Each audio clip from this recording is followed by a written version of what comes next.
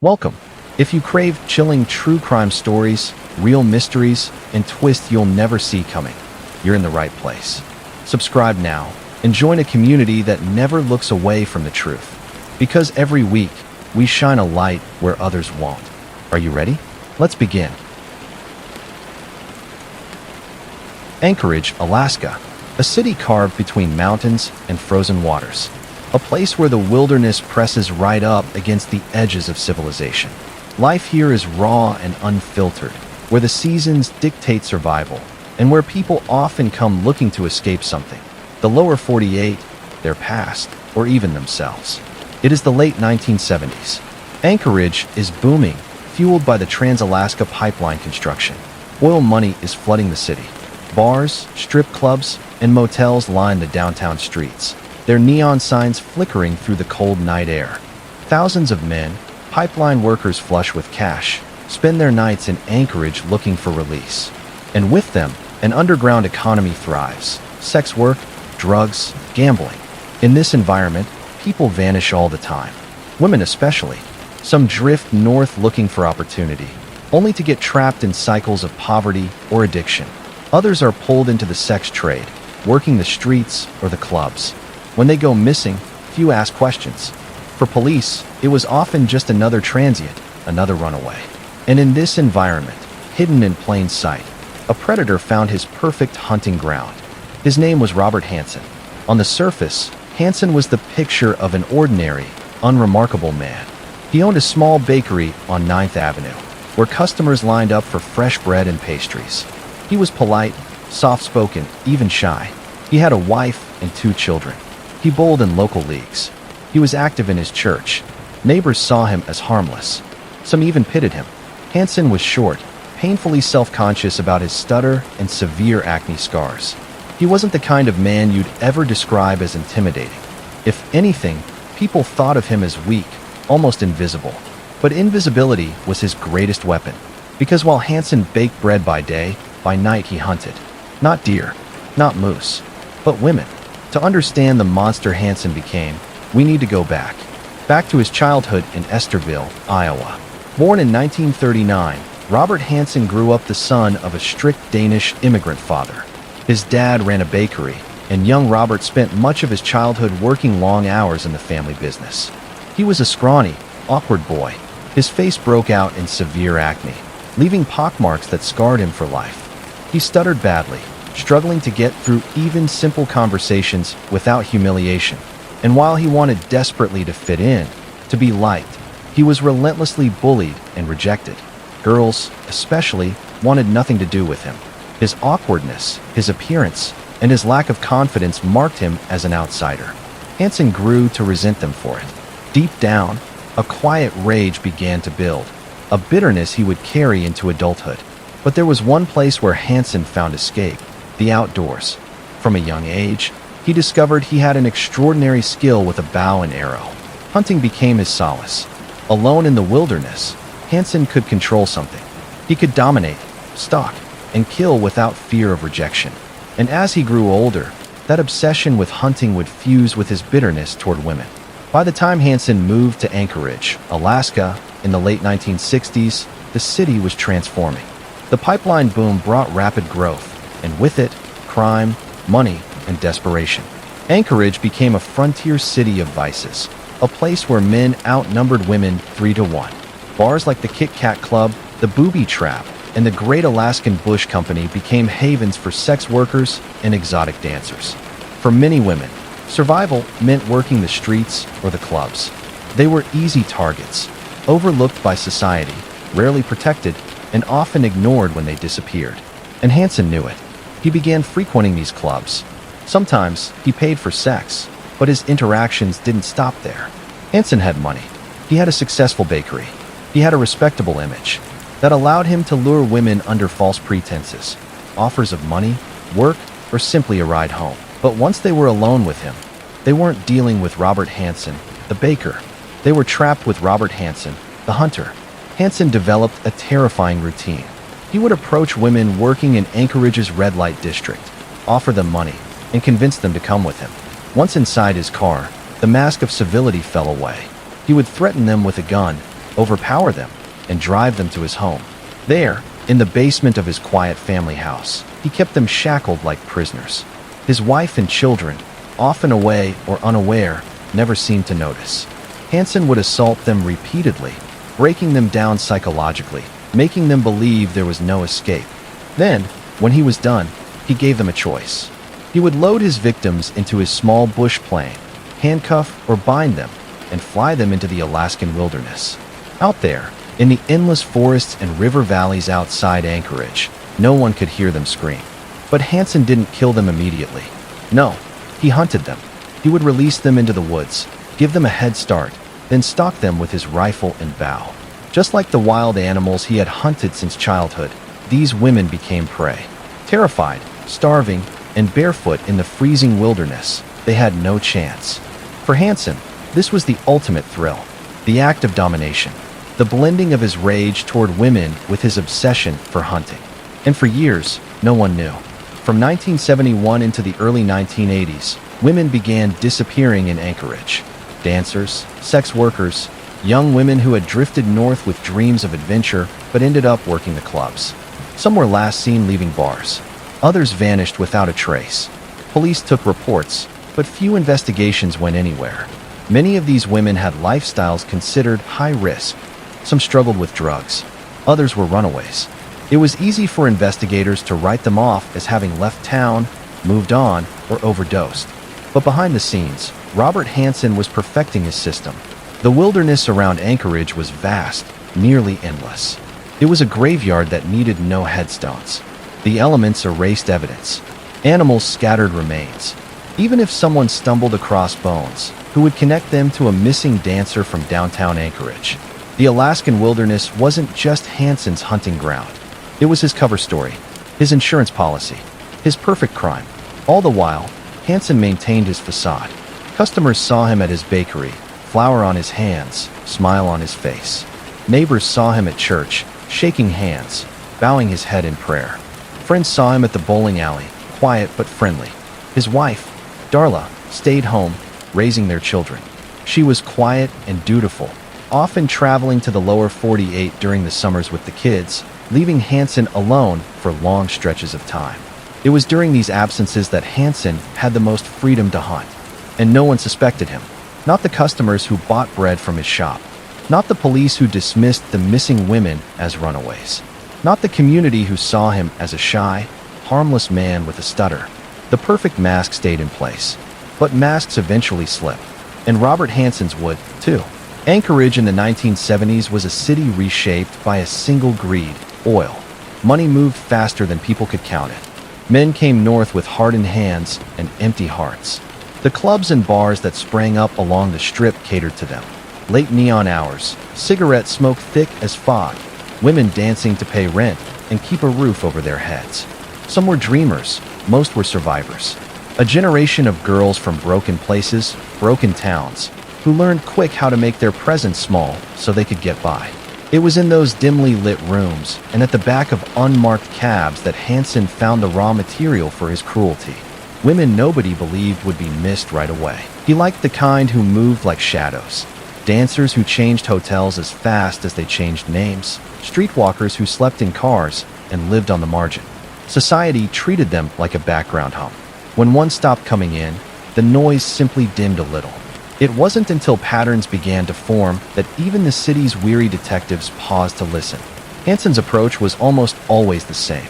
He cultivated the appearance of safety. A man with a car, certain words about work, a calm, obliging manner. Sometimes a few dollars was the hook. Other times it was a ride.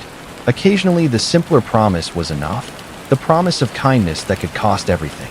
For many of Hansen's victims, the offer came as a lifeline rather than a trap. And so they stepped into the passenger seat, into a polite quiet no one else would question, the kind of moment the city had taught them to accept. Once inside his car, the window to their lives cracked shut. At his house, the humiliations and threats unfolded behind closed doors. Hansen's home was ordinary in every way. A tidy exterior, a mailbox with a name, curtains that hid what happened inside. His wife and children were often away. Summers on the road with relatives, winters visiting family in the lower 48, Small absences that left the house quiet enough for Hansen to do whoever he wanted. He used the privacy like a scalpel. Inside, he bound and controlled. He threatened with guns and with sharp words. He robbed victims of agency in slow, procedural ways, the small cruelties that erode the will to fight. He made choices about them with the detached calm of a man planning a trip, what to wear, what to eat, how long they would be kept. He cataloged them in his head, scored them in ways only he could understand. This part of his ritual served a purpose beyond the immediate. It reduced people to objects in his mind, which in turn made it easier for him to do the unspeakable. And then came the flight. Hansen flew in a small, aging plane he kept for himself, a craft that dissolved the line between his suburban life and the wild that lived beyond Anchorage's last streetlight. The plane was a tool and a metaphor, a simple machine that could lift a person out of community and drop them into a country with no boundaries and few witnesses. He would cart his victims further and further from civilization until only trees and sky remained. He took them to places where human presence was a rumor, where the soundtrack was wind and the distant murmur of rivers. He never killed them inside his house. He saved the worst of his rituals for the open country. What followed in the tundra is the part of Hansen's story that most chills even hardened detectives, not only because of the cruelty, but because of how methodical it was. He would release a woman into the forest, sometimes bound, sometimes not, sometimes with a distance head start. Then he became the predator he had always imagined himself to be, a tracker, a hunter in the mode of the animals he so admired. He would search the woods with a rifle and a bow, stalking shadows, listening for the human stumbles of someone who did not belong there. This was hunting as theater. For Hansen, terror was the thrill of the chase, the knowledge that the laws in the city could be kept at a distance by a few miles of trees and a fuselage overhead. The wilderness was his stage and his accomplice. It swallowed tracks, blurred evidence with rain and frost, and made it almost impossible to put any one thing together. In Alaska's wild, the soil does not keep secrets for long in the way a city might. It scatters them. When he returned, his stories were dry, domestic. He'd talk about the bakehouse, about bowling scores, about some neighbor's ailment. The pattern of his life allowed for rhythms of normality between crimes. He was the man who made bread and then walked into the woods with a rifle and a smile. The contradiction is what let him hide so long. People are built to accept contradictions, to hold multiple truths at once. They wanted to, perhaps needed to, see the humane baker in the man who was leaving women behind. For the victims, the experience was elemental terror writ in cold and blood and sky. They were forced into a fight they did not choose. They were forced into a landscape that does not negotiate. Their breaths came harsher than they ever had, and every sound was amplified. The creak of a branch, a distant gull, the quick patter of a fox. They learned to move without making noise. They navigated a world where every wrong step could be a last step. Hansen measured those moments. He cataloged what fear did to a human body, how it made them think in shorter bursts, how it narrowed their world down to the inches around their feet. He was scientific in it, clinical in the way he turned a woman's final hours into some private experiment in the mind of a man who had never found mercy for himself. Anchorage's institutions were not blind so much as they were exhausted. The police department operated with a lean staff and even leaner public patience. In the 1970s, the idea of a serial predator in the wilds of Alaska seemed stranger than the oil boom itself. Reports came in, a missing dancer, a runaway, an overdosed body on the tundra, and each one was logged as what the others had been, a hard luck story. When you worked in a department that saw so much of the worst that people could do to themselves, it becomes easy to attribute a missing person to their worst choices rather than the malicious choices of another. There were pockets of outrage, of course. Mothers who refused to believe the easy answers. A boyfriend who stayed at the police station until sunrise, demanding someone look. Small-scale detectives followed the threads they could find. A witness who remembered a car. A bartender who thought he might have seen a familiar face. A hair found on a coat. But threads are lightweight things when they are not knitted into something larger. A hair does not scream for attention unless someone else has also found a hair and seen the pattern. Meanwhile, Hansen continued. He refined. He made mistakes, too. Small errors born of arrogance and habit. But they were the kinds of errors that rarely add up quickly in a place as big and wild as Alaska. A half-bent print in a muddy clearing, a burned match dropped near a campsite, a dance hall regular who remembered an extra tip from a man she thought was only on the shy side. None of these things were singularly damning. They were like flares in the night, bright and suggestive, but not yet a map.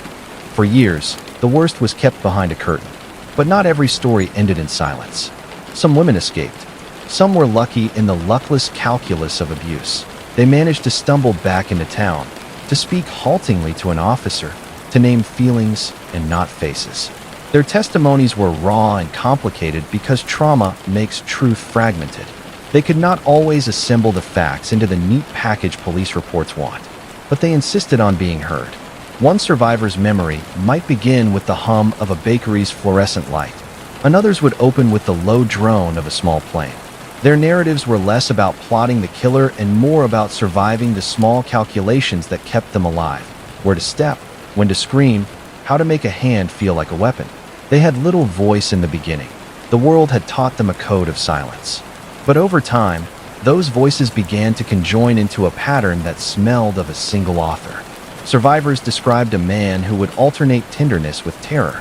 He could be patient in his cruelty, offering food and cigarettes to keep a person pliable.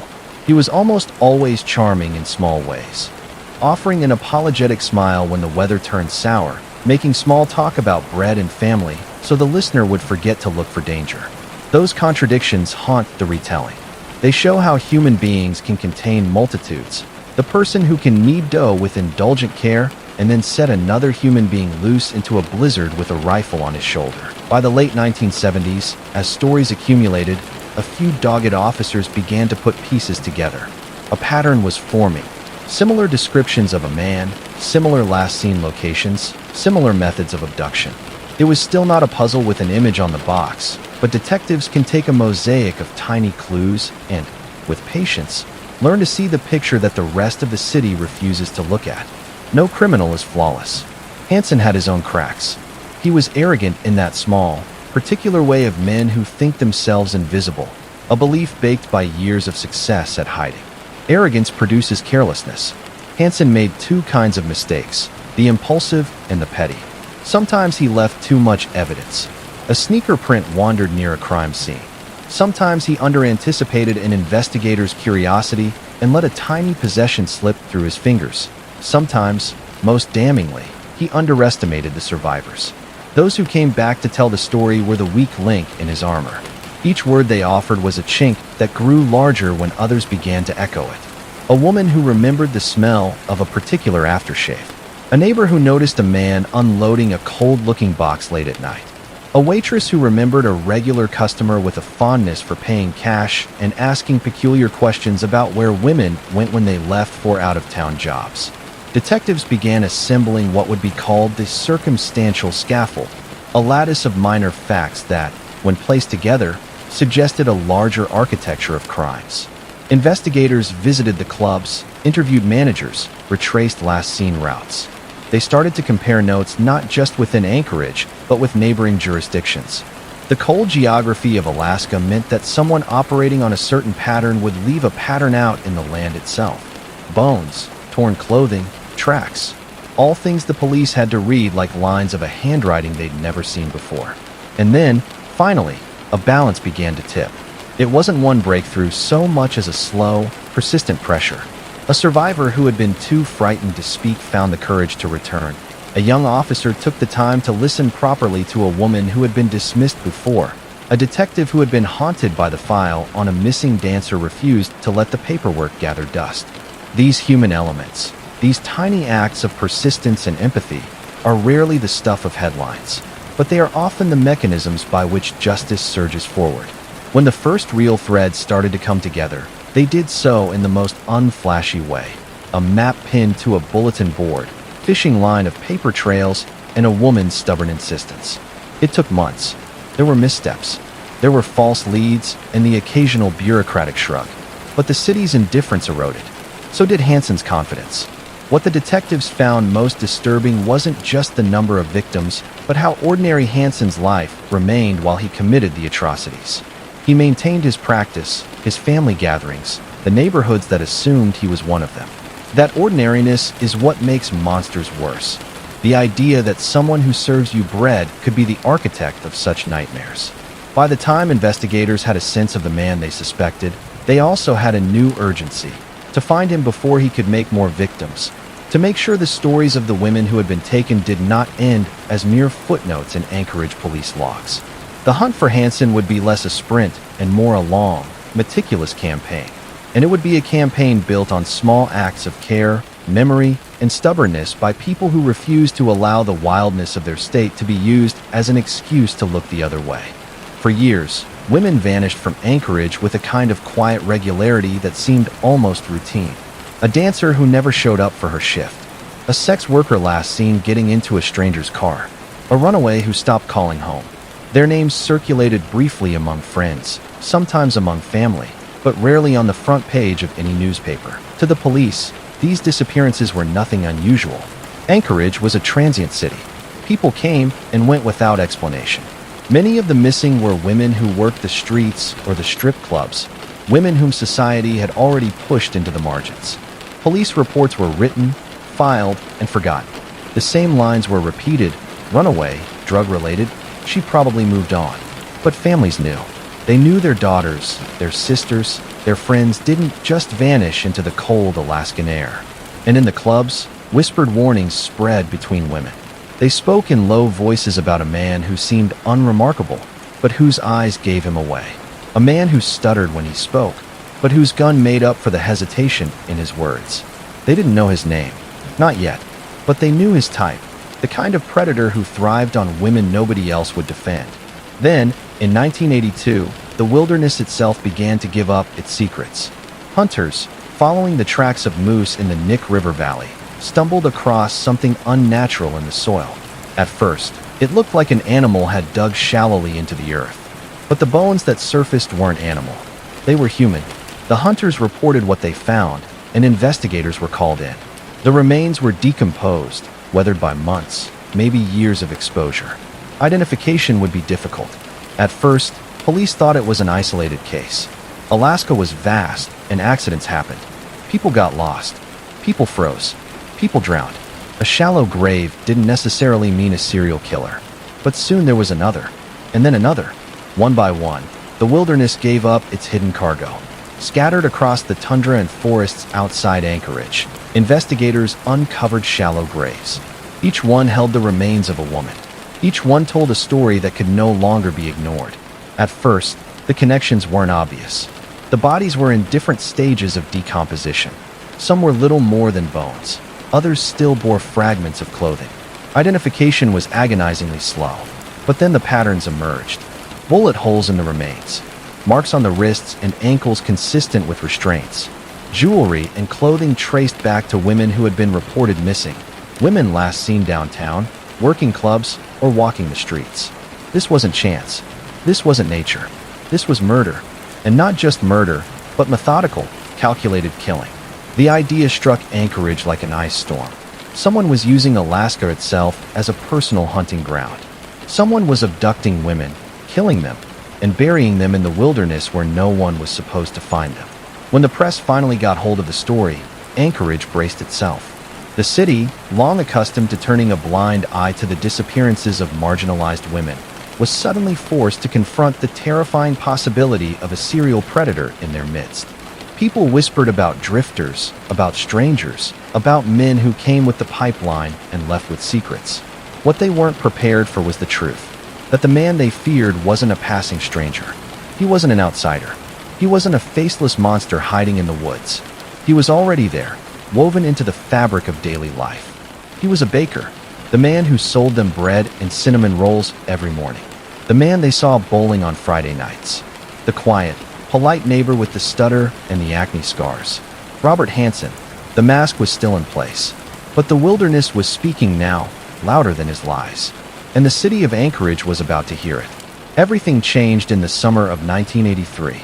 Her name was Cindy Paulson, just 17 years old. Young, streetwise, and already hardened by a life that had offered little kindness. She was exactly the kind of girl Robert Hansen knew society wouldn't protect. That June night, Hansen pulled up in his car, offering money for her time. Cindy thought it would be a quick job. Instead, it was the beginning of her nightmare. The moment she got inside, a gun pressed against her ribs. Hansen's stutter broke through his words as he snapped handcuffs around her wrists. "Do what I say, and you live," he warned. He drove her to his quiet suburban house, the same one his neighbors thought was so ordinary, the same house where his wife and children slept on other nights. But this night, they were gone. Hansen had planned it that way. Inside, Cindy saw walls lined with hunting trophies, moose antlers, bear pelts, mounted animal heads. And soon, she realized what Hansen intended. He told her, almost proudly, that he planned to fly her into the wilderness. He wanted to have some fun, words that carried a meaning darker than anything she could imagine.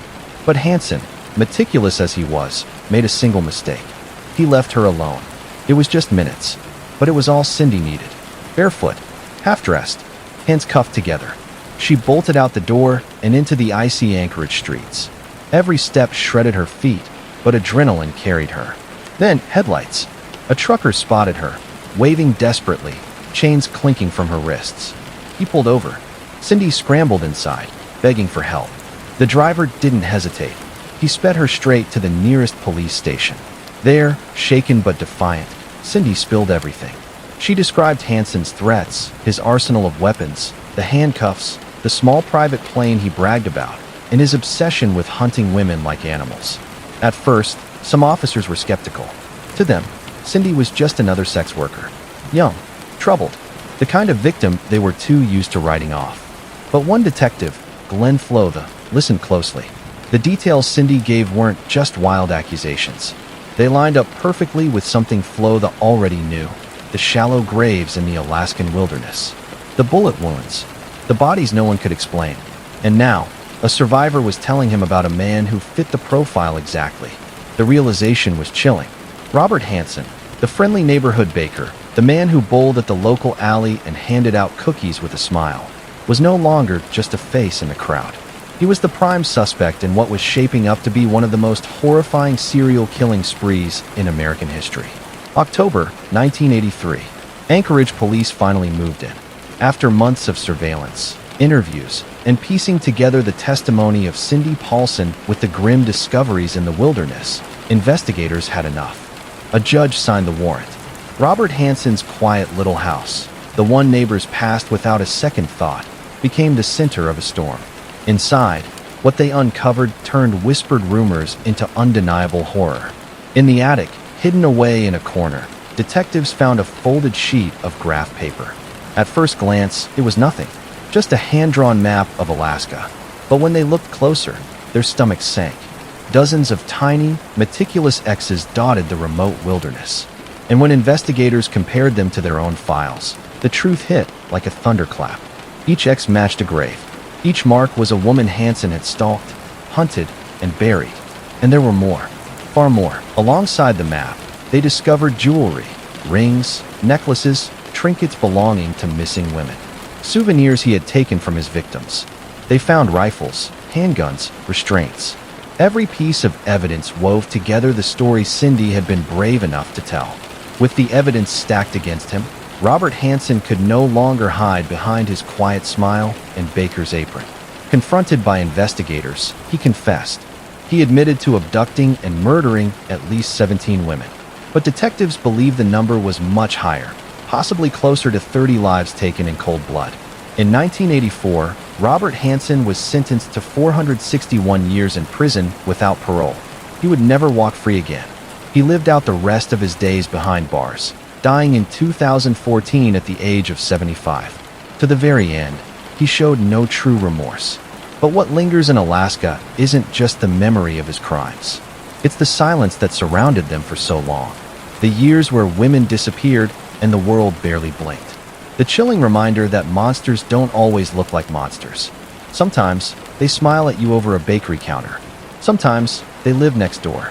Robert Hansen turned the Alaskan wilderness into his private hunting ground. And in doing so, he left behind a legacy of terror. Proof of just how dangerous the average man can be when the mask finally slips. They called him the Butcher Baker, a man who baked bread by day and buried women by night. A man who lived among neighbors who never guessed the horror hiding behind his apron. And a man who reminds us, the most dangerous predators often wear the friendliest faces.